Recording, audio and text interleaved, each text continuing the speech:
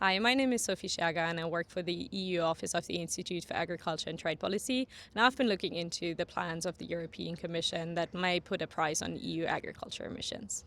So during the last decade, EU agriculture emissions have barely gone down, especially in livestock and synthetic fertilizer, but to achieve our climate targets, we actually need much more action in the sector.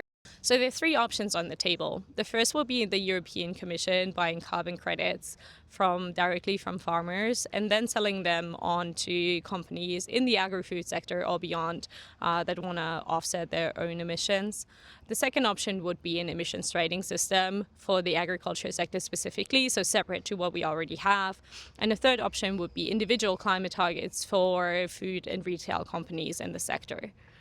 In IATP's new policy explainer, we've looked into some of the likely impacts of the policy options, and some key takeaways from that analysis are that voluntary incentive systems might provide some support for some emission reductions or carbon sequestration at the farm level, but it's very unlikely to actually drive the more fundamental transformation that we need to see in the sector.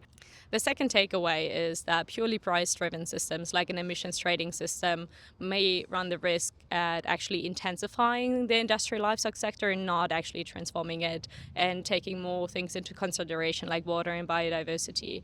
Lastly, the climate targets for individual companies might actually provide some opportunity in providing demand for farmers to actually do better things. But companies would be well advised to consider corporate power in the supply chain when they go down that policy lane. If you want to learn more, feel free to check out our new policy guide at the IATP website.